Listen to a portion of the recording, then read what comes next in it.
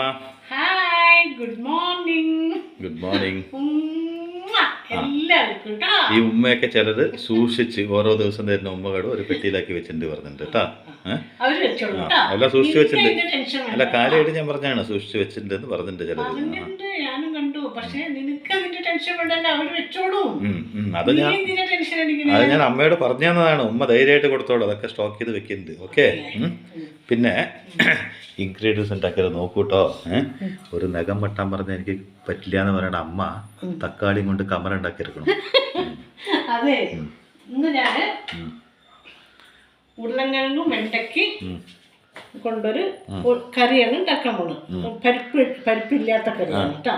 അപ്പോൾ അതിന് വെണ്ടയ്ക്ക, ഉരുളക്കിഴങ്ങ്, കുറച്ച് സബോള, ഒരു ചെറിയ കഷ്ണം സബോള, പച്ചമുളക്, മല്ലിയില, പിന്നെ കറിവേപ്പില, പിന്നെ അരക്കാനുള്ള സാധനമാണ് കേട്ടോ.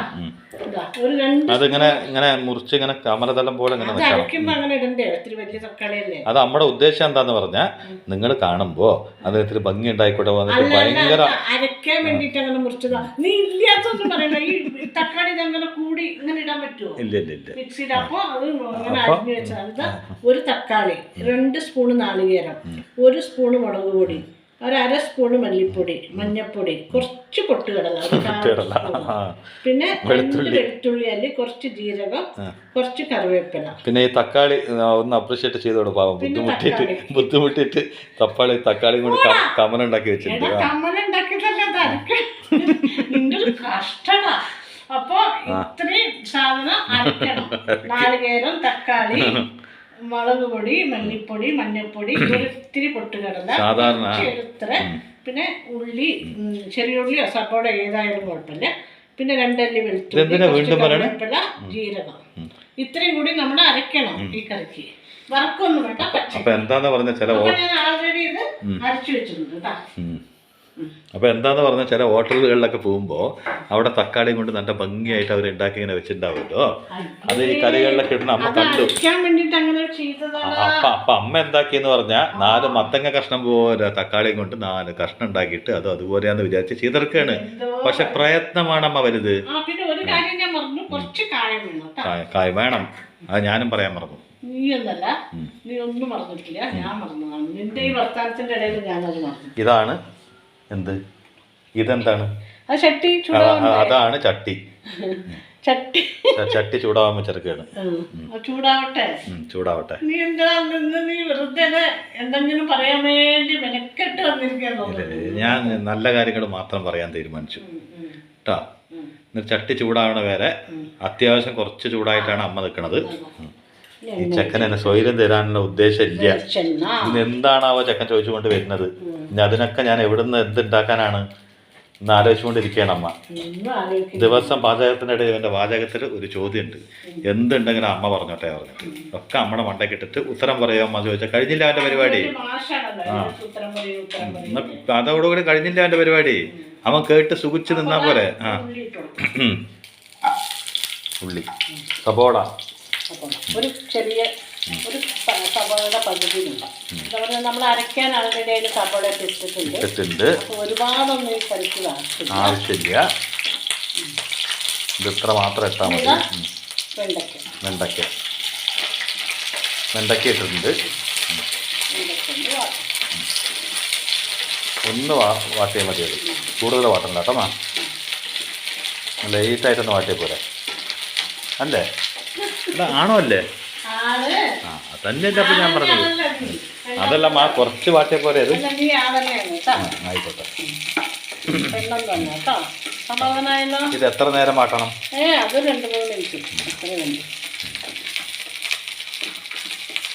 അപ്പൊ ഇത്തിരി വാടിയ വെണ്ടയ്ക്ക എടുത്തിട്ട് അതിലിട്ടാ പോലെ വേഗം വാട്ടിക്കൊള്ളില്ലേ? അല്ല, ഇത്തിരി വാടിയ വെണ്ടയ്ക്കാണെങ്കിൽ വേഗം ആയുള്ളിയെന്ന് എൻ്റെ ഒരു ബുദ്ധിമുട്ട് പറഞ്ഞാണ്. വാടിയ വെണ്ടയ്ക്ക പറഞ്ഞാൽ അങ്ങനെയല്ല, ഇതിങ്ങനെ എണ്ണയിലിട്ട് വാട്ടണ്ടേ. വാടിയ വെണ്ടയ്ക്കാന്ന് പറഞ്ഞാൽ നീ പറയുന്നത് മനസ്സിലായി. കുറച്ച് ദിവസം കൊണ്ടുവന്ന് വെച്ച് വാടി അങ്ങനെയല്ലേ? അതല്ല. എന്നിട്ട് വാട്ടിയ പോരെ? ഇതാ നീ ഉരുളക്കിഴങ്ങ് കൂടിക്കാം.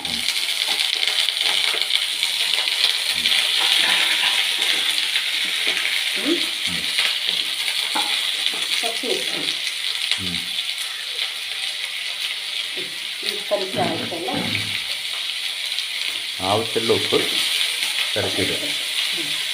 ഇത് അധികം ബുദ്ധിമുട്ടൊന്നും ഇല്ലാത്തൊരു കറിയാണ്, പെട്ടെന്നാണ്.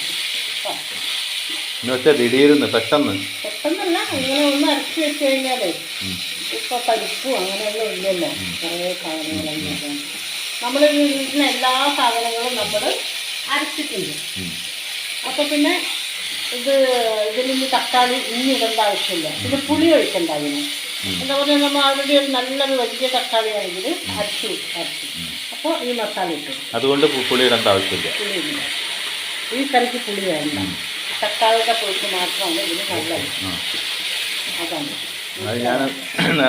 കറിക്ക് പുളി വേണ്ട. നേരത്തെ ഞാൻ പറഞ്ഞു നമ്മൾ തക്കാളി പുളി എന്നൊക്കെ പറഞ്ഞിട്ട് വെക്കില്ലേ, അതിൻ്റെ ആവശ്യമില്ല. അതുപോലെയുള്ള പുളി ഇതിന് വേണ്ട. അത് ഞാൻ അമ്മേനോട് ഇത് ഉണ്ടാക്കുമ്പോൾ തന്നെ പറഞ്ഞിട്ടുണ്ടായിരുന്നു, കൂടുതൽ പുളിയുടെ ആവശ്യമില്ല. പറഞ്ഞില്ലേ? പറഞ്ഞമ്മ, തക്കാളിയുടെ ഒരു പുളി ഉണ്ടാവും, ആ പുളി മതി. വലിയ തക്കാളി ഇട്ടാൽ മതി, അല്ലെങ്കിൽ 2 തക്കാളി ഇട്ട് കഴിഞ്ഞാൽ ഓക്കെ, പിന്നെ പുളിയുടെ ആവശ്യമില്ല. ഇന്ന് അമ്മേനോട് ഞാൻ വീണ്ടും ഒരു ചോദ്യം ചോദിക്കുന്നത് കഴിഞ്ഞാട്ടാ. ഇനി പതിവ് പോലെ ഈ മസാലയൊക്കെ അരച്ചതിന് ശേഷം ആ മസാല അവിടെ എവിടെയും പറ്റിക്കിടക്കുന്ന ഒരു കപ്പ് ഉണ്ടാവും നമ്മുടെ കയ്യിൽ, ഇതാ കാണുന്നു. ആ കപ്പിൽ കുറച്ച് വെള്ളം ഒഴിക്കും. എന്നിട്ട് അതിലുള്ള മസാലയും കൂടി അതൊന്ന് വരണ്ടെടുത്ത് ഇതിന്റെ മുകളിൽ ഒഴിക്കും. അതെന്തിനാന്ന് പറഞ്ഞാൽ അരപ്പ് വെള്ളം എന്ന് പറഞ്ഞാൽ അത് അത്രയും ശ്രേഷ്ഠമാണ്. അത് ഇത് തന്നെ വേണം. അല്ല, ഞാൻ പറയാണ്, നല്ലതല്ലേ? നല്ലതെന്ന് പറയാൻ എന്താ മടി? ആഞ്ഞ് പച്ചമുളക് അതിലേക്ക് ഇടുക, പിന്നെ കറിവേപ്പില ഇടുക. തീർച്ചയായിട്ടും അരപ്പ് വെള്ളം വന്നു. ഇതെല്ലാം അരപ്പ് വെള്ളമാണ്. അരപ്പ് വെള്ളം ഒരു തുള്ളി പുറത്തേക്ക് കളയാണ്ട് മുഴുവൻ അരപ്പ് വെള്ളം കപ്പിലാക്കി വെക്കണം. എന്നാലാണ് പൂർണ്ണമായ ടേസ്റ്റ് കിട്ടുന്നത്. ഞാൻ മാത്രമല്ല, എല്ലാവരും അങ്ങനെ. ഞാൻ സപ്പോർട്ട് ചെയ്യല്ലേ? അല്ല, അത് ഞാൻ മാത്രമല്ല, എല്ലാവരും അങ്ങനെയാണ്. അരപ്പ് വെള്ളത്തിന് 1-2 പാത്രത്തിലാക്കി വെച്ചിട്ട് ആ അരപ്പ് വെള്ളം അതിലേക്ക് ഒഴിക്കുക. എന്നിട്ട് അരപ്പ് വെള്ളം പോരാങ്കിൽ ഇത്തിരി പച്ചവെള്ളം കൂടി എടുക്കുമായിരിക്കും അല്ലേ? വെള്ളം വേണ്ടേ? വേണം. ആവശ്യത്തിനുള്ള ചാറ് വേണ്ടേ? അപ്പം അത് ഒഴിക്കണ്ടേ? ഇത് അടച്ചു വെക്കണം. ഈ കായും കൂടി അതിലിട്ടു. കായ ഇടണം. ഇനി ഒന്ന് അടച്ചു വെക്കുമ്പോൾ അടച്ചു വെച്ചിട്ട് അത് വേവട്ടെ. അടച്ചു വെച്ച ഉടനെ ഞാൻ അമ്മേനോട് പതിവ് പോലെ ഒരു ചോദ്യം ചോദിക്കും. ഒരു ചോദ്യം ചോദിക്കും. ചോദ്യമുണ്ട്. ചോദ്യം എന്ന് പറഞ്ഞാൽ ആ ചോദ്യം ചോദിക്കുമ്പോൾ അതിനനുസരിച്ചുള്ള കാര്യങ്ങൾ പറയണം. കാരണം ഇത് വെറും പാചകമല്ല, ഇത്തിരി വാചകത്തോടെയുള്ള പാചകമായതുകൊണ്ട് ആ വാചകം അഥവാ എന്തെങ്കിലും ഒരു രീതിയിൽ സമൂഹത്തിന് വല്ല നല്ലത് ചെയ്യുന്നുണ്ടെങ്കിൽ ആ വാചകം ഒരിത്തിരി പറയണതുകൊണ്ട് ഒരു ദോഷമില്ല എന്നാണ് എൻ്റെ ഒരു അഭിപ്രായം. ഇപ്പോൾ നമ്മുടെ ഈ ലോകത്ത് അകന്നുകൊണ്ട് പോകണം. നമ്മൾ ജീവിച്ചിരിക്കുന്ന ഒരു ലോകം നമ്മുടെ ലോകമാണല്ലോ. അപ്പോൾ എവിടെയാണെങ്കിലും നമ്മുടെ കുടുംബം നമ്മുടെ ഒരു ലോകമാണ്. ശരിക്കും പറഞ്ഞാൽ നമ്മുടെ കുടുംബം തന്നെയാണ് നമ്മുടെ ആദ്യത്തെ ഉലകം എന്ന് പറയുന്നത്. ആ ഉലകം കഴിഞ്ഞതിന് ശേഷമാണ് ബാക്കി എല്ലാം ഉള്ളത്. അപ്പോൾ നമ്മുടെ ഈ ഒരു ജീവിതത്തിൽ നമ്മൾ ഒന്നിൽ നിന്ന് ഒന്നിലേക്ക് അകന്നു പോയിക്കൊണ്ടിരിക്കുകയാണ്. ഫോർ എക്സാമ്പിൾ പറഞ്ഞുതരാം. നമ്മളൊക്കെ 90s കിഡ്സ്, നിങ്ങളുടെ ആൾക്കാർ, അതിൻ്റെ മുന്നിലുള്ള ആൾക്കാരൊക്കെ ഒരു എക്സാമ്പിൾ പറഞ്ഞുതരാം കേട്ടോ. ഇപ്പോൾ പാസമലർ പോലുള്ള സിനിമകൾ എന്ന് വെച്ചാൽ ഞാൻ കാണാറുണ്ട്, എനിക്കിഷ്ടമാണ്. അതുപോലെ സഹോദരി ബന്ധമുള്ള ആ സിനിമ, അതുപോലെ വാത്സല്യം പോലെയുള്ള സിനിമകളൊക്കെ നമ്മുടെ ആ കാലത്ത് നമ്മുടെ ചെറുപ്പത്തിൽ നമ്മൾ കണ്ട സിനിമകളിൽ ഏറ്റവും കൂടുതൽ ഹൃദയസ്പർശമായിട്ടുള്ള സിനിമയാണ്. ഏറ്റവും ഹാർട്ടിനെ ടച്ച് ചെയ്ത പടം.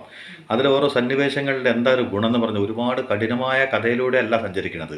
ഒരു വീട്, അവിടെ ചെറിയ മിസ്അണ്ടർസ്റ്റാൻഡിങ്ങൾ, അവിടെ സ്നേഹം തുളുമ്പി നിൽക്കുന്ന ആ മമ്മൂട്ടിയുടെ ആ ഭാവം, അതുപോലെ റാപ്പകൽ ഒരു അമ്മയും മോനായിട്ടുള്ള സംബന്ധങ്ങൾ, അങ്ങനെ ചില പടങ്ങളുണ്ട്. ഇപ്പോൾ പണ്ട് കാലത്ത് കുറേ സിനിമകൾ അതുപോലെ ഇറങ്ങിയിട്ടുണ്ട്. അങ്ങനത്തെ സിനിമയൊക്കെ ഇന്നത്തെ കാലഘട്ടത്തിൽ ഇറങ്ങിക്കഴിഞ്ഞാൽ 10 ദിവസം ഓടും നമുക്ക് തോന്നുന്നുണ്ടോ? എന്താന്ന് പറഞ്ഞാൽ ജനറേഷൻ എന്ന് പറഞ്ഞാൽ മാറിക്കൊണ്ടിരിക്കുന്നത് എങ്ങനെയാണെന്ന് പറഞ്ഞാൽ, ഇപ്പോൾ നമ്മുടെ അച്ഛൻ്റെ കാലത്തെ ജനറേഷൻ, അതും കുടുംബ ബന്ധങ്ങൾക്ക് പ്രാധാന്യം കൊടുക്കുന്ന ഒരു ജനറേഷനായിരുന്നു. അമ്മയുടെ കാലം അതുപോലെയായിരുന്നു, എൻ്റെ കാലം അതുപോലെയാണ്. ചിലപ്പോൾ ഒരു നെക്സ്റ്റ് ജനറേഷൻ കൂടി ചിലപ്പോൾ ഒരു പാതി അതുപോലെ ഉണ്ടാവും. പക്ഷേ ഇനി വരാൻ പോകുന്ന ജനറേഷൻ അങ്ങനെ ഒരു ചിന്ത പോലും ഉണ്ടാവില്ല എന്നുള്ളത് സത്യമാണ്. കാരണം ഒരു സിനിമ കാണുകയെന്ന് പറഞ്ഞാൽ അവർക്ക് വേണ്ടത് ഒരു ലവ് സ്റ്റോറി, ഒരു ഇത്തിരി കോമഡി, ഇത്തിരി BGM, കോടാലി, വെട്ടുകത്തി, മിഷൻ ഗണ്ണ്, AK-47, കഴിഞ്ഞ പരിപാടി. അല്ലാണ്ട് ഈ കുടുംബ ബന്ധങ്ങൾക്ക് പ്രാധാന്യം കൊടുക്കുന്ന പടങ്ങളൊന്നും കാണാൻ ഒരു കുട്ടികൾക്കും ഒന്നും ആഗ്രഹം ഉണ്ടാവില്ല, ആഗ്രഹം പ്രകടിപ്പിക്കില്ല. അത് ആര് കാണും? കരച്ചിൽ കാണാൻ വേണ്ടി എന്ത് തേങ്ങ സിനിമ എന്ന് പറഞ്ഞിട്ട് തിരിച്ചു വരും. ആൾക്കാർക്ക് 2 മണിക്കൂർ ഫുൾ എൻ്റർടൈൻമെൻറ്റ് പറഞ്ഞാൽ എങ്ങനെ ബോംബ് ബ്ലാസ്റ്റിങ്, ഒരു 50 പേരെ വെട്ടിക്കൊല്ലുക, അങ്ങനെ അല്ലെങ്കിൽ കുറേ വില്ലത്തറയുള്ള ഒരു ഹീറോ ആവട്ടെ, അല്ലെങ്കിൽ ഒരു ആണും പെണ്ണും തമ്മിലുള്ള ലവ് മാത്രമാവും. അവിടെ കുടുംബ ബന്ധങ്ങളോ ഒന്നും ഉണ്ടാവില്ല. ഹീറോ എവിടുന്ന വന്നു, ഹീറോയിൻ എവിടുന്ന വന്നു, അല്ലെങ്കിൽ ഒരു 10 വില്ലന് ഒരു ഹീറോ. ഇതോടുകൂടി കഥ അവസാനിച്ചു. ഇന്ന് ഈ സാഹചര്യത്തിൽ ഇങ്ങനെയുള്ള ഹൃദയവിഷമായ സിനിമകളൊക്കെ വന്നു കഴിഞ്ഞാൽ തീർച്ചയായിട്ടും ഒരാളും തിയേറ്ററിൽ പോയിട്ട് കാണില്ല. അവർ വിചാരിക്കും OTT റിലീസ് വരുമ്പോൾ വേണമെങ്കിൽ കാണാമെന്ന് വിചാരിക്കുന്ന ഒരു കാലഘട്ടത്തിൽ നമ്മൾ സഞ്ചരിച്ചു കൊണ്ടിരിക്കുമ്പോൾ ഓരോ ജീവിതങ്ങളും മാറി വരാനുള്ള സാഹചര്യം കാരണം എന്താണെന്ന് പറഞ്ഞാൽ, പണ്ട് കാലങ്ങളിൽ, ഒരുപാട് പണ്ടൊന്നുമല്ല കേട്ടോ, ഒരു 10-15 വർഷം മുമ്പ് വരെ ഇതൊക്കെ ഉണ്ടായിരുന്നു. അവിടെ നിന്ന് ഇങ്ങോട്ട് വന്നൊരു വലിയൊരു മാറ്റമാണ്. കാരണം ഈ 4G 5G ഒക്കെ എല്ലാം വന്നതിന് ശേഷം വന്നിട്ടുള്ള കുറേ മാറ്റങ്ങൾ സംഭവിച്ചിട്ടുണ്ട്. എല്ലാവരും എൻഗേജ് ആയിപ്പോയി. എങ്ങനെ അറിയോ? ബന്ധങ്ങൾക്ക് പ്രാധാന്യം കൊടുക്കാതെ എല്ലാവരും വേറൊരു ലോകത്തേക്ക് സഞ്ചരിച്ചു കൊണ്ടിരിക്കുകയാണ്. എൻ്റെ എന്നുള്ള സ്വാർത്ഥതയിൽ. അതിൽ നമ്മളൊക്കെ പറയാൻ മറന്നുപോയ എന്ന് വെച്ചാൽ, അച്ഛനമ്മയുടെ കാര്യങ്ങൾ നമ്മൾ ഒരുപാട് പ്രാവശ്യം പറഞ്ഞിട്ടുണ്ട്.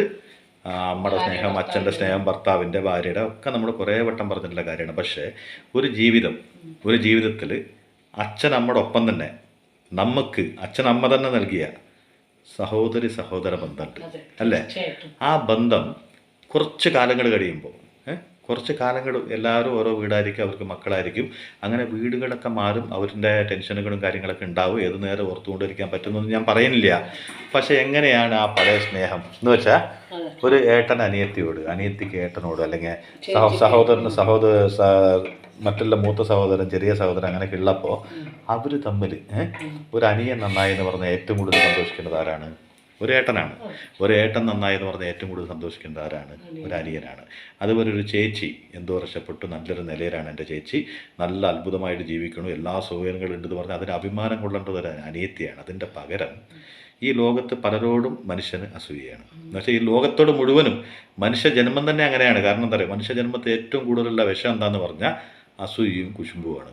ഇതുകൊണ്ട് എന്താ ലാഭം എന്ന് പറഞ്ഞാൽ, ബ്ലഡ് പ്രഷർ കൂടുന്നല്ലാണ്ട് വേറൊരു ലാഭമില്ല. കൊളസ്ട്രോൾ, അസിഡിറ്റി ഒക്കെ തന്നെ വരും ഇങ്ങനെയുള്ള ഓരോ സ്വഭാവങ്ങൾ കൊണ്ട്. കാരണം നമ്മൾ ഒരുപാട് ടെൻഷൻ കൊടുക്കുമ്പോൾ പ്രഷർ കൂടും. ഒരുപാട് നമ്മുടെ ഉള്ളിലിങ്ങനെ അയ്യോ അവൻ രക്ഷപ്പെട്ടല്ലോ, എനിക്കിങ്ങനെ ആയല്ലോ എന്ന് പറയുമ്പോൾ ഭക്ഷണം കഴിക്കാൻ വരേണ്ട അസിഡിറ്റി വരും. അപ്പോൾ നമ്മുടെ അസുഖത്തിനും കൂടെ നമ്മൾ ക്ഷണിച്ചു വരുന്നത്. അപ്പോൾ ചോദിക്കുന്ന ചോദ്യം എങ്ങനെയാണ്? ചിലർ പറയില്ലേ, ആദ്യത്തെ സ്നേഹം മറക്കാൻ പറ്റില്ല എന്ന് പറയും ചിലർ. ഞാനല്ല കേട്ടോ, വേറെ ചിലർ.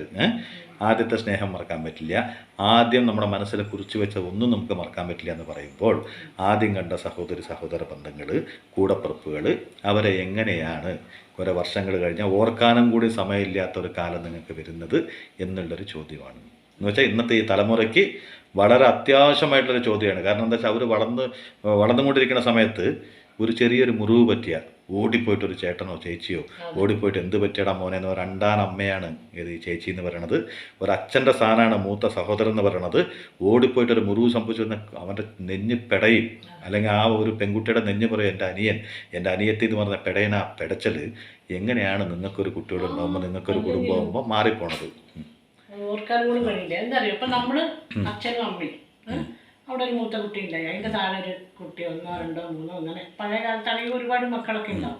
ആ മക്കളൊക്കെ ഉണ്ടാവുമ്പോൾ ഈ അമ്മയില്ലേ, അമ്മ ഒരു കുട്ടി, ആ കുട്ടി പ്രസവിച്ചു കഴിഞ്ഞ് ഇന്നൊരു കുട്ടി ഉണ്ടാവും. അപ്പം ആ കുട്ടിയെ ശ്രദ്ധിക്കാൻ വേണ്ടിയിട്ട് അമ്മയുടെ സമയം ഉണ്ടാവും. അപ്പം മറ്റുള്ള കുറച്ച് മുതിർന്ന കുട്ടിയായിരിക്കും ഈ കുട്ടിയെ നോക്കുക.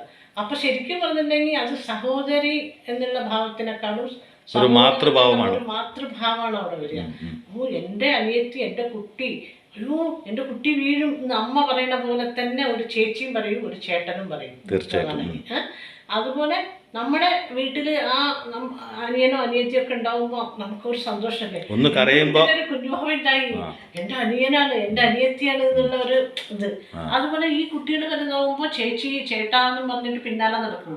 അപ്പോഴും നമുക്ക് ഒരു എന്താ പറയുക, നമുക്ക് എന്തോ ഒരു പദവി കിട്ടിയ ഒരു ഇതായിരിക്കും ചേച്ചിക്കായാലും ചേട്ടനായാലും. അതുപോലെ അവർ അച്ഛനും അമ്മയോട് ഇത്തിരി ഇത് കാട്ടിയാലും ചേച്ചിയോടും ചേട്ടനോടും വന്നിട്ട് പറ്റിച്ചേർന്നിരിക്കും. അപ്പം അങ്ങനെയുള്ളൊരു ആദ്യത്തെ നമ്മുടെ സ്നേഹബന്ധം അവിടെയല്ലേ തുടങ്ങുന്നത്.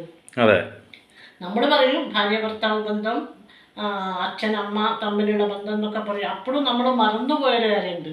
ചെറുപ്പം തൊട്ട് നമ്മൾ ആദ്യം കണ്ട ബന്ധമല്ലേ അമ്മ അച്ഛൻ. അത് സാധാരണ എല്ലാവർക്കും ആദ്യത്തെ ബന്ധമാണ്. പക്ഷെ അതിൻ്റോടൊപ്പം തന്നെ കണ്ടൊരു ബന്ധമല്ലേ ഈ സഹോദര ബന്ധം എന്ന് പറയുന്നത്, സഹോദര സഹോദരി എന്നുള്ള ബന്ധം. അത് ചെറുപ്പം തൊട്ടേ ഒരുമിച്ച് വളർന്നു, ഒരുമിച്ച് ഭക്ഷണം കഴിച്ച്, ഒരു കിടക്കയിൽ കിടന്ന് അല്ലേ, ഒരു പായയിൽ കിടന്നുറങ്ങി, അങ്ങോട്ടും ഇങ്ങോട്ടും തല്ലുകൂടലും വഴക്ക് എന്തൊക്കെ ഉണ്ടായാലും നമുക്ക് ആ ബന്ധത്തിനോടൊരു പ്രത്യേകത അല്ല. ചെറുപ്പത്തിൽ നമ്മൾ എത്ര തല്ലുകൂടുന്നു വഴക്കൂടുന്നു, അമ്മ ചേച്ചി തല്ലി അല്ലെങ്കിൽ ഏട്ടൻ തല്ലി, ആനിയെ ഞാൻ പറഞ്ഞത് കേട്ടില്ല, അവൻ എന്നെ കല്ലെറിഞ്ഞു, ഇങ്ങനെയൊക്കെ ഉണ്ടായാലും കൂടി ആ സ്നേഹത്തിനൊരു ഊഷ്മളതയുണ്ട്. കാരണം ആ സ്നേഹബന്ധം എന്ന് പറഞ്ഞാൽ അതൊക്കെ അയാൾ ഇപ്പം എവിടെ ചേച്ചി അനിയത്തിയോ അല്ലെങ്കിൽ ചേട്ടനോ അനിയനോ അങ്ങനെ ഏത് സഹോദരങ്ങളായാലും തല്ലുകൂടുകയൊക്കെ ചെയ്യും. കുറച്ച് കഴിയുമ്പോൾ അവിടെ എന്തെങ്കിലും ഒരു അപായം ആർക്കെങ്കിലും, ചേച്ചിയൊക്കെയായാലും ശരി, അനിയനായാലും ശരി, ഏട്ടനായാലും ശരി, ഒന്ന് പറ്റിക്കഴിഞ്ഞാൽ അവിടെ അപ്പം അതൊക്കെ മറന്നിട്ട് ഓടുകയാണ്. എൻ്റെ ഏട്ടൻ, എൻ്റെ ചേച്ചി, എൻ്റെ അനിയത്തി എന്നും പറഞ്ഞ് ഓടിപ്പോണ ഒരു കാലം ആ ചെറുപ്പം. അവിടുന്ന് അവർ ആ വീട്ടിൽ നമ്മുടെ എല്ലാ ഇതായിട്ട് ഉള്ളവരെ നമ്മൾ ആ സ്നേഹം നമ്മുടെ മനസ്സിൽ എന്നും ഉണ്ടാവും. കാരണം ഒരു മൂത്ത ചേച്ചിയാണെങ്കിലും ചേട്ടനാണെങ്കിലും ചേട്ടൻ ഒരു അച്ഛൻ്റെ സ്ഥാനം കൂടി ഏറ്റെടുക്കണ പോലത്തെ ഒരു ഗമയാണ്. കാരണം ആ മനസ്സിൻ്റെ ഒരു തോന്നലാണ്, അച്ഛൻ്റെ ഇത് കഴിഞ്ഞാൽ ഞാൻ അച്ഛനെ മക്കളോട് പറയുകയാണ്, മോനെ സ്കൂളിൽ പോകുമ്പോൾ അനിയനെ നോക്കണം കേട്ടോ, ചേട്ടനോട് പറയും. അതുപോലെ ചേച്ചിയോട്, അതെ കുട്ടികളെ നോക്കണം കേട്ടോ മോനെ, നിൻ്റെ താഴെയുള്ള കുട്ടി അതിനെ ശ്രദ്ധിക്കണം കേട്ടോ എന്ന് പറയുക. അപ്പോൾ ഈ ചേച്ചിയുടെ മനസ്സിലാണെങ്കിലും ഒരു അമ്മഭാവം വരും, അറിയാതെ വന്നു പോകും. അപ്പോൾ ആ അമ്മയോടൊപ്പം വേറൊരു അമ്മയും കൂടി അവിടെ വളരാണ് അല്ലേ. അതുപോലെ ഒരച്ഛനും ചേട്ടൻ്റെ ഭാവത്തിൽ അങ്ങനെ പല കാര്യങ്ങളും കൊണ്ട് അവരങ്ങനെയൊക്കെ വളർന്നു വലുതായി അവസാനം അവർ കല്യാണമൊക്കെ കഴിച്ചെല്ലാം പോയി കഴിയുമ്പോൾ എങ്ങനെയാണ് ഈ സ്നേഹം ഇല്ലാണ്ടാവുന്നത് അല്ലേ. അവരുടെ മനസ്സിൽ പണ്ട് നമ്മൾ തല്ലുകൂടുമ്പോൾ വീട്ടിൽ അങ്ങോട്ടും ഇങ്ങോട്ടും ഇടികൂടലും തല്ലുകൂടലും ഒക്കെ ഉണ്ടാവും. എന്നാലും നമ്മുടെ മനസ്സിൽ എൻ്റെ ഏട്ടൻ, എൻ്റെ ചേച്ചി, എൻ്റെ അനിയൻ, എൻ്റെ അനിയത്തി എന്നുള്ള സ്നേഹം മാറിയേയില്ല അല്ലേ. അവർക്കൊരു ചെറിയ തലവേദന വന്നാൽ പോലും നമ്മൾ ഭയങ്കര വിഷമത്തിലും, അയ്യോ എൻ്റെ അനിയന് സുഖമില്ല, എൻ്റെ ചേട്ടന് സുഖമില്ല, അങ്ങനെ ഒരു തോന്നലുണ്ടാവും.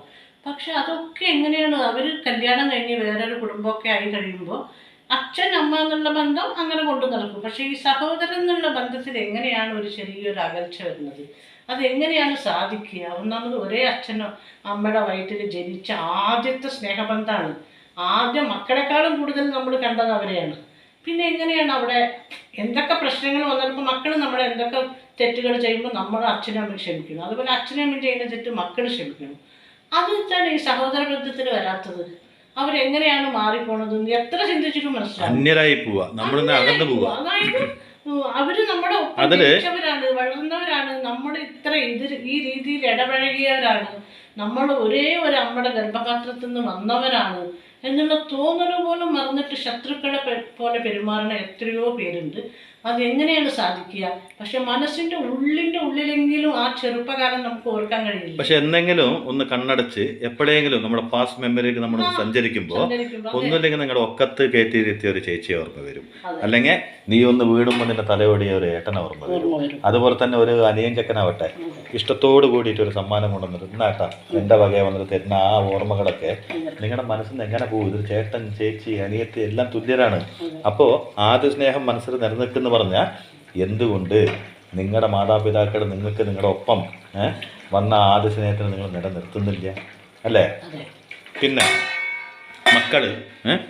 മക്കളൊക്കെ എന്താണ് അവകാശം? ഇപ്പം ഞാനടക്കമുള്ള ഒരു മക്കളും ഞങ്ങൾ പറയില്ല, മക്കൾ തമ്മിൽ എന്ത് ശത്രുത വേണമെങ്കിലും നിങ്ങളുടെ സഹോദരന്മാരായിട്ടോ സഹോദരിമാരായിട്ടോ ഉണ്ടായിക്കോട്ടെ, പക്ഷെ അവർക്കൊരു അധികാരമില്ല. ഇന്ന ആളിനെ വിളിക്കാൻ പാടില്ല, ഇന്ന ആളിനെ സംസാരിക്കാൻ പാടില്ല എന്ന് പറയാനുള്ള ഒരു അധികാരം ഒരു മക്കൾക്കും ഇല്ല. കാരണം നമ്മളൊക്കെ എന്താ പറയുക, അമ്മയുടെ ഇഷ്ടം, അമ്മക്ക് ആരോട് വേണമെങ്കിലും സംസാരിക്കുക, എപ്പോൾ വേണമെങ്കിലും സംസാരിക്കുക. കാരണം ഞങ്ങളെക്കാട്ടിലും മുമ്പ് നിങ്ങൾ കണ്ടിട്ടുള്ള ബന്ധമാണ്, ആ ബന്ധം കഴിഞ്ഞിട്ടേ ഞങ്ങൾ ജനിച്ചിട്ടുള്ളൂ. അത് കാരണം കൊണ്ട് അമ്മയ്ക്ക് തീരുമാനിക്കാം, അമ്മയ്ക്ക് എവിടെ സന്തോഷമുണ്ട് അവിടെ അമ്മയ്ക്ക് വിളിക്കാം. ഏത് സഹോദരനായിട്ട് സഹോദരി അവിടെ ഒരിക്കലെങ്കിലും പറഞ്ഞിട്ടുണ്ടോ ഞങ്ങൾ രണ്ട് മക്കളും നിങ്ങൾ വിളിക്കരുത്, നിങ്ങൾ സംസാരിക്കരുത്, ഇന്ന ആൾ ഞങ്ങളായിട്ട് താല്പര്യമില്ലാത്ത വ്യക്തിയാണ്, നിങ്ങൾ വിളിക്കരുത് എന്ന് പറഞ്ഞിട്ടുണ്ടോ? പറയില്ല, ഒരിക്കലും അത് സാധിക്കില്ല. അതുപോലെ തന്നെ ഒരു കാര്യം കൂടി, എങ്ങനെയാണ് എന്ന ചോദ്യം വന്നിട്ട് എങ്ങനെയാണ് ഇങ്ങനെ സംഭവിക്കുകയെന്ന്. ഇതിനൊക്കെ സംഭവിക്കണമെന്ന് എന്താ അറിയാം, പുതിയ അതിഥികൾ എന്ന് പറഞ്ഞ പുതിയ ബന്ധങ്ങൾ, ചിലപ്പോൾ നിങ്ങളുടെ മക്കൾ തന്നെ ആവാം. അങ്ങനെ പുതിയ ബന്ധങ്ങൾ വരുമ്പോൾ അവർ വെക്കുന്ന ഒരു കൽപ്പനയാണ്, എനിക്കിഷ്ടമില്ല നിങ്ങൾ അവരുമായിട്ട് ബന്ധം വെക്കരുത്. ഇപ്പോൾ മക്കൾ പറയാണ് എനിക്കിഷ്ടമല്ല അമ്മ അവരോട് സംസാരിക്കണത്, അവരോട് സംസാരിക്കണം ഞാനങ്ങനെ കണ്ടു കഴിഞ്ഞാൽ അമ്മയും ഞാനും നമ്മൾ ഇനി മിണ്ടില്ല എന്ന് പറഞ്ഞു കഴിഞ്ഞാൽ അമ്മയ്ക്ക് ഈ കുടുംബം നിലനിർത്താനുള്ള ഒരു പേടി. അങ്ങനെ തന്നെയാണ് ഞാൻ കണ്ട ബന്ധമാണ്. ഞാൻ അനുഭവിച്ചറിഞ്ഞ ബന്ധമാണ്. പറയരുത്, ഉണ്ടായതാണ്. പറയരുത്, അല്ല എനിക്ക് കൊണ്ടുതന്ന ബന്ധമല്ല അത്. പറയരുത് എന്നുള്ളത് സഹജമാണ്. എന്നോടൊപ്പം വളർന്നു വന്ന ബന്ധമാണ് അത്. പറയാൻ നിങ്ങൾക്ക് അധികാരം ഇല്ല എന്ന് ഏതൊരു അമ്മയ്ക്കും പറയാം, ഏതൊരു അച്ഛനും പറയാം. അങ്ങനെ പറഞ്ഞ് അവരൊക്കെ ആ മാറ്റങ്ങൾ വരുത്തണം. പക്ഷെ മക്കളത് പറയുന്ന മക്കളുണ്ട്. അപ്പോൾ അത് മക്കളായ അത് പറയരുത്. അതുപോലെ ഒരു സഹോദരിക്ക് ഒരു ഭർത്താവ് ഉണ്ടെങ്കിൽ അവരും പറയരുത്. അവർക്കൊരു പുതിയ ഭാര്യ വന്നു കഴിഞ്ഞാൽ അവരും വിചാരിക്കും, ഓ ഇത് നാത്തൂൻ അറിയാലോ, നാത്തൂന്മാർ തന്നെ എന്നും പോലെ തന്നെയാണല്ലോ. ഞാൻ നാത്തൂന്മാർ മാത്രമല്ല, ഒരു ഏട്ടനോ അനിയനോ ഉണ്ടെങ്കിലും അവിടെ പോലെ തന്നെയാണ്. ഒരു സഹോദരൻ്റെ ഭാര്യ വന്നു കഴിഞ്ഞാൽ അതൊക്കെ അവർക്കൊരു കണ്ണിലൊരു കരട് തന്നെയാണ്. അപ്പോൾ അതിൽ നിന്നൊക്കെ ഒരു മാറ്റം വരുത്തി അവൻ സ്വയം ചിന്തിക്കണം. ഇപ്പം അമ്മയ്ക്ക് കുറേ സഹോദരന്മാരും ഉണ്ടെങ്കിൽ ഇത് പറഞ്ഞു തരാൻ എൻ്റെ മകൻ ആരാണ്, അല്ലെങ്കിൽ എൻ്റെ ഭർത്താവ്, ഇതൊക്കെ ഞാൻ അതിന് ശേഷം കണ്ടിട്ടുള്ളതാണ്. എൻ്റെ ഭർത്താവിന് മക്കളെയൊക്കെ ഞാൻ അവരെ അറിയുന്ന പോലെ അവരെന്നെ അറിയുന്ന പോലെ മറ്റാർക്കും അറിയാൻ സാധിക്കില്ല എന്നുള്ള ചിന്ത വേണം. ആര് മിണ്ടിയാലും മിണ്ടിയില്ലെങ്കിലും ആര് പിണങ്ങിയാലും എൻ്റെ ഉള്ളിൽ എൻ്റെ ഒപ്പം വന്നതാണ് ഒരമ്മയുടെ ഗർഭപാത്രത്തിൽ നിന്ന് വന്ന് ഒരു പൊക്കിൾ കുടിയിൽ ജനിച്ച നിങ്ങളെല്ലാവരും ഒരു അടയാളം കൊണ്ട് ജനിച്ചാണ്, ഒരു ഇനിഷ്യലിൽ ജീവിച്ചവരാണ്. ഞങ്ങളെന്നും ഒന്നായിരിക്കണം എന്നുള്ള ചിന്ത വേണം. ഇപ്പോൾ അത് പകുതിയിലേറെ പോയി കഴിഞ്ഞു. ഈ ലോകത്തുനിന്ന് മുഴുവൻ മാഞ്ഞു പോയിക്കൊണ്ടിരിക്കുകയാണ്. ഇനി കുറച്ചു കാലം കൂടി കഴിയുമ്പോൾ ഒരു വിധം അങ്ങോട്ട് ആകുമ്പോഴേക്കും, അല്ലെങ്കിൽ ജനിച്ച് വീഴുമ്പോൾ തന്നെ തുടങ്ങുന്നുണ്ട്, നീ വേറെ ഞാൻ വേറെ എന്നുള്ള തോന്നൽ വരും. അത് വന്നാൽ പിന്നെ എന്താണ് സംസാരം, പിന്നെ എന്താണ് കുടുംബം, പിന്നെ എന്താണ് സ്നേഹം ആദ്യം അവിടുന്ന് തുടങ്ങണം. എല്ലാരും പറയില്ലേ, ആദ്യം കണ്ട പ്രണയം, ഞാൻ ആദ്യം പ്രണയിച്ചത്, ഞാൻ ആദ്യം സ്നേഹിച്ചത്, ഇങ്ങനെയൊക്കെ പറയില്ല. അപ്പൊ ഇത് ആദ്യം പ്രണയിച്ചത് എന്ന് പറയുമല്ലോ. അപ്പൊ ആദ്യത്തെ നമ്മുടെ ജീവിതത്തിലെ ആദ്യത്തെ ബന്ധമല്ലേ ഇത്, രക്തബന്ധം. അപ്പൊ അതിന് മാത്രം എന്തിനാണ് നമ്മൾ ഒരു വിലയും അപ്പൊക്കെ ചെറിയൊരു കാര്യം മാത്രം ഓർത്താൽ മതി. എന്തെങ്കിലും ഒരു ബാല്യകാലം നിങ്ങൾക്ക് ഉണ്ടാവും. ആ ബാല്യകാലത്തിന്റെ ആ ചെറിയ സ്മരണകളില്ലേ, അതൊക്കെ മറക്കാൻ പറ്റാത്ത ഓർമ്മകളല്ലേ. ആ ഓർമ്മകളിലെ ഇടയ്ക്ക് ചിന്തിച്ചിട്ട് ഇനി മിണ്ടാൻ മടിയുള്ളവരാണെങ്കിൽ, ഒരിക്കലും മിണ്ടിയാൽ ഞങ്ങൾ ഒന്നാവില്ല എന്നുള്ള തോന്നലുള്ള ആൾക്കാരാണെങ്കിൽ നിങ്ങൾ മിണ്ടിയില്ലെങ്കിലും മനസ്സും കൊണ്ട് അങ്ങോട്ടും ഇങ്ങോട്ടും മനസ്സും കൊണ്ടെങ്കിലും നന്മ വരട്ടെ, സഹോദരങ്ങൾക്ക് നന്മ വരണേ എന്ന് പ്രാർത്ഥിക്കുക. അവരെവിടെയായിരുന്നാലും എന്നോട് അവർക്ക് ഇപ്പം എൻ്റെ അമ്മയുടെ കാര്യം തന്നെ പറയാം. എൻ്റെ അമ്മ ഇതുവരെ ഞങ്ങൾ രണ്ടുപേരും പിണങ്ങിയതൊന്നും എൻ്റെ അമ്മ കണ്ടിട്ടില്ല. അങ്ങനെ ഒരു പിണക്കം നമ്മൾ തമ്മിൽ ഉണ്ടായിട്ടില്ല. എത്രയോ പേര് ചിലപ്പോൾ അതിനെ വിചാരിച്ചിട്ടുണ്ട്, അത് വേറെ കാര്യം. പക്ഷെ എന്നാലും നമ്മളത് ഇതുവരെ അങ്ങനെ പിണങ്ങിയിട്ടില്ല. പക്ഷെ അമ്മയ്ക്ക് ഏറ്റവും വലിയ ആഗ്രഹം എന്താണ്, അമ്മ ഉള്ളപ്പോഴും അമ്മ ഇല്ലാണ്ടാവുന്ന ഒരു കാലം വന്നാലും പറയണാണ് കേട്ടോ നമ്മുടെ മനസ്സിലുള്ളത്. അങ്ങനെ ഒരു കാലം വന്നാലും എൻ്റെ അടയാളമായ, അല്ലെങ്കിൽ ഞാൻ ജന്മം നൽകിയ എൻ്റെ മക്കൾ ഒരിക്കലും തിരിയരുതെന്നാണ് അല്ലേ. എല്ലാ അമ്മ അച്ഛന്മാരും അങ്ങനെ തന്നെയാണ് വിചാരിക്കുക. ഞങ്ങൾ ഈ ഭൂമിയിൽ ഉള്ളപ്പോഴും ഞങ്ങൾ ഇല്ലാണ്ട് പോയാലും ഇനിയിപ്പോൾ എന്താ അവസാനമായിട്ട് ഒരു അമ്മയോ അച്ഛനോ ഈ ഭൂമിയിൽ നിന്ന് കണ്ണടച്ച് ഞാൻ യാത്രയാവാമെന്ന് അവർക്ക് തന്നെ സ്വയം മനസ്സിലാവുന്ന ഒരു സമയം വരുമ്പോൾ രണ്ട് മക്കളുടെ കൈപിടിച്ച് ഒന്ന് മാത്രമേ പറയുള്ളൂ, ഒരുമിച്ചിരിക്കണം. ആ വാക്കിനൊരർത്ഥമുണ്ട്. അതാണ് കുടുംബം ഒരു സ്വർഗമാണ്. എന്തിന് ചില പാട്ടുകളില്ലേ, കുടുംബബന്ധമായിട്ട് ചില പാട്ടുകൾ, അങ്ങനത്തെ പാട്ടുകൾ കൂടി കേട്ട ദേഷ്യം വരുന്ന മക്കളുണ്ട് ഇന്നത്തെ കാലത്ത്. ആ കാര്യസ്ഥൻ സിനിമയിലൊരു പാട്ടുണ്ട്. ആ പാട്ട് ഇടയ്ക്ക് ഇടുമ്പോൾ തമ്പുരും വീട്ടും വീടാണ് ഈ വീടും, അത് കേട്ട ഉടനെ ചിലര് ആ പാട്ട് പെട്ടെന്ന് മാറ്റി പറഞ്ഞു കേട്ടോ. അപ്പം ഞാൻ അന്തം വിട്ട് പോകും. ഈ പാട്ടിൽ എന്താണുള്ളത്, കാഴ്ചയിൽ ആ കുടുംബത്തിൻ്റെ ഒരു ഒത്തൊരുമ, അതുപോലെ ആ പാട്ടിൽ ആ മൊത്തം ആൾക്കാരുടെ ആ സ്നേഹം മുഴുവൻ നിറഞ്ഞിട്ട് അങ്ങനത്തെ പാട്ടുകൾ, പിന്നെ അമ്മ മനസ്സ്, അങ്ങനെയുള്ള പാട്ടുകളൊക്കെ ഇല്ലേ, ആ പാട്ടുകളൊക്കെ എന്നും നമുക്ക് ഇടയ്ക്കൊന്ന് മൂളി കേൾക്കണം. അതിൻ്റെ ഒരു കുറേ നമ്മുടെ മനസ്സിനൊരു നന്മയുള്ളൊരു ചിന്ത നമ്മുടെ ഉള്ളിലുണ്ടാവും. അത് ഇട്ടുമ്പോഴേക്കും പറയാണ്, അയ്യോ തലവേദന പിടിച്ച പാട്ട്. ജനറേഷൻ മാറി. അവർക്ക് ഇങ്ങനത്തെ പാട്ടുകൾ, കുടുംബം, ബന്ധം, ഇതിന് വിലയില്ലാത്തവർ മാത്രം അത് പറയുള്ളൂ. ഇതൊരു സ്നേഹം, ഇതൊരു മെസ്സേജ്. കാരണം എന്താ പറഞ്ഞാൽ എത്രയോ പേര് ചെറിയ കാരണത്തിന് വേണ്ടി കുടുംബത്തിൽ നിന്ന് പിണങ്ങിയിരിക്കുന്നുണ്ടാവും. അങ്ങനത്തെവരൊക്കെ നിങ്ങൾക്ക് മിണ്ടാൻ താല്പര്യമില്ലെങ്കിൽ നിർബന്ധമില്ല, മിണ്ടണമെന്നില്ല. പക്ഷെ മനസ്സിൻ്റെ ഉള്ളിൽ ആ നന്മകളും ഓർമ്മകളൊക്കെ ഉണ്ടാവട്ടെ. മിണ്ടാൻ പറ്റുന്നവരാണെങ്കിൽ മിണ്ടാൻ പറ്റുന്നവരാണെങ്കിൽ ഒരു ചെറിയ സൗന്ദര്യപ്പണക്കൊക്കെ ആണെങ്കിൽ മിണ്ടിക്കോളൂ. ഇവിടെ തടസ്സമായി ഒരാളും നിങ്ങളുടെ ജീവിതത്തിൽ വരരുത്. വന്ന് അവരോട് പറയണം, നിന്നെ കാണുന്നതിനേക്കാളും മുമ്പ് ഞാൻ കണ്ട ബന്ധങ്ങളാണെന്ന് പറയണം. ഈ ബന്ധങ്ങളൊക്കെ നമ്മൾ ജീവിച്ചിരിക്കുന്ന കാലം വരെ മാത്രം ഉണ്ടാകുന്ന ഒരു ബന്ധമാണ്. എല്ലാ ബന്ധങ്ങളും അങ്ങനെ തന്നെയാണ്. ഇത് നമ്മുടെ കൂടെ തന്നെ വന്ന ബന്ധമാണ്, നമ്മൾ ആദ്യം കണ്ട ബന്ധമാണ്. അതിനെ തിരസ്കരിക്കാതെ കഴിയുന്നത് സ്നേഹിച്ച് സ്നേഹത്തോടെ എല്ലാവരും ഇരിക്കട്ടെ. അല്ല, ഈ ഒരു മെസ്സേജ് നമ്മൾ പറയാൻ മറന്നുപോയതോ പറയാൻ വിട്ടുപോയതോ ആയ ഒരു മെസ്സേജായിരുന്നു. അപ്പോൾ ഞാൻ ഓർത്തു, എല്ലാ ബന്ധങ്ങളെ പറ്റി പറയുമ്പോൾ ഭൂമിയിൽ കണ്ട ഏറ്റവും ശ്രേഷ്ഠമായ ബന്ധങ്ങളിലൊരു ബന്ധം തന്നെയാണ് ഈ ബന്ധം. അപ്പോൾ ഈ ബന്ധത്തിനൊന്ന് ഓർമ്മിപ്പിക്കണം എന്ന് തോന്നിപ്പോയി. പിന്നെ നിങ്ങൾ നമ്മളിപ്പോൾ നമ്മുടെ മക്കൾക്ക് നല്ലത് വരുത്തണേ, ഞങ്ങളുടെ കുടുംബത്തിന് നല്ലത് വരുത്തണേ എന്ന് പ്രാർത്ഥിക്കുന്നതോടൊപ്പം എൻ്റെ സഹോദരങ്ങൾ എവിടെയാണെങ്കിലും അവരും നന്നായി സഹോദരന്മാർ എവിടെയായിരുന്നാലും എൻ്റെ കൂടെ പിറന്നവർ അവർ ആണായാലും പെണ്ണായാലും അങ്ങനെയല്ലല്ലോ, സഹോദരൻ എന്ന് പറഞ്ഞ പെണ്ണും ആണും ഒക്കെ അടങ്ങിയതാണ്. അപ്പോൾ അവരെവിടെയായിരുന്നാലും ദൈവമേ അവരെ കാത്തുകൊള്ളണേ, അവർ നന്നായിരിക്കണേ, എൻ്റെ ജീവനുള്ള കാലം വരെ അവർക്കൊന്നും വരരുത് എന്ന് പ്രാർത്ഥിക്കും. ആദ്യം സ്നേഹിച്ച പോലെ, ആദ്യം കണ്ട അച്ഛനമ്മേനെ പോലെ, അതുപോലെ തന്നെയാണ് നമ്മുടെ ജീവിതത്തിൽ നമ്മൾ ആദ്യം കണ്ട സുഹൃത്ത്, ആദ്യം കണ്ട കളിക്കൂട്ടുകാരെ ഒക്കെ നിങ്ങളുടെ സഹോദരനും സഹോദരി തന്നെയായിരിക്കും. അവരൊരിക്കലും മറക്കാതെ സ്നേഹത്തോടെ. അതെ അതെ. കാരണം ഇതിൽ ചിലർക്കുള്ളൊരു മെസ്സേജും കൂടി ഉണ്ട്. കാരണം എന്താ, നിങ്ങൾ ഒരുപാട് കാലങ്ങൾ കഴിയുമ്പോൾ നിങ്ങൾക്കുണ്ടാവണ മക്കളും നിങ്ങളുടെ സഹോദരന്മാർക്ക് ഉണ്ടാവണ മക്കൾക്കൊക്കെ ഭാവവ്യത്യാസങ്ങളും സ്വഭാവ വ്യത്യാസങ്ങളൊക്കെ ഉണ്ടാവും. അത് നിങ്ങളെ ബാധിക്കരുത്. അത് നിങ്ങളുടെ കുടുംബം എന്ന് പറയുന്നത് നിങ്ങൾ കണ്ടവർ നിങ്ങൾ സന്തോഷമായിട്ടുണ്ടാവണം. ആ പുതിയ തലമുറ അവർക്ക് ഇഷ്ടമില്ല എന്ന് പറഞ്ഞത് നിങ്ങൾ മുഖം തിരിച്ചിരിക്കരുത്. കാരണം ജീവിതം ഇത്രയേ ഉള്ളൂ. ഒരു യാത്ര അതാ പുറപ്പെട്ടു, അടുത്ത സ്റ്റോപ്പിൽ ഓരോരുത്തർ ഇറങ്ങിക്കൊണ്ടുണ്ടാവും. നമുക്ക് എപ്പോൾ സ്റ്റോപ്പ് വരുന്നത് നമുക്കും കൂടി അറിയില്ല. കാരണം ജീവിതം ഇത്രയേ ഉള്ളൂ, ചെറിയൊരു യാത്രയാണ്. നമുക്ക് എവിടെയാണ് നമ്മൾ ഇറങ്ങേണ്ട സ്ഥലത്ത് നമുക്ക് പോലും അറിയാണ്ട് ദൈവം എടുത്തു തന്ന ഒരു റിസർവേഷൻ ടിക്കറ്റിൽ ഉള്ള വരെ നമ്മൾ ഇരുന്നും കടന്നും സന്തോഷിച്ചും ഭക്ഷണം കഴിച്ചൊക്കെ ഇങ്ങനെ യാത്ര ചെയ്യും. പെട്ടെന്നൊരു സുപ്രഭാതത്തിൻ്റെ സ്റ്റേഷൻ വരുമ്പോൾ ഈ ഇറങ്ങി തന്നെ വേണം. അതാണ് മരണം. അതിന് മുമ്പായിട്ട് സ്നേഹിക്കാൻ പറ്റുന്ന ഒരു കുറച്ച് നിമിഷങ്ങൾ, കുറച്ച് സമയങ്ങൾ സന്തോഷമായിട്ട് സ്നേഹത്തോടെ കഴിയും. അല്ലേ? അവരാരും നമ്മുടെ ശത്രുക്കളല്ല, നമ്മുടെ സ്വന്തമാണ്. ഓർക്കാൻ മറന്നുപോയതിനെ ഓർത്ത് ചിലപ്പോൾ പിണക്കങ്ങൾ ഉണ്ടാവും, ദേഷ്യം ഉണ്ടാവും, വാശി ഉണ്ടാവും. അതൊക്കെ സ്നേഹമുള്ളിടത്തുണ്ടാവുള്ളൂ. ഓർക്കാൻ മറന്നുപോയതിനെ ഓർത്ത്, സ്നേഹിക്കാൻ മറന്നുപോയില്ലെങ്കിൽ സ്നേഹിച്ച്, മനസ്സിന്ന് ഒരിക്കലും മാറ്റി കളയാതെ എന്നും സന്തോഷമായിട്ട് ഈ ഓർമ്മകൾ നിങ്ങളുടെ മനസ്സിലുണ്ടാവട്ടെ. ഇന്ന് ഈ ഒരു വീഡിയോ സഹോദരന്മാർക്ക് അല്ലേ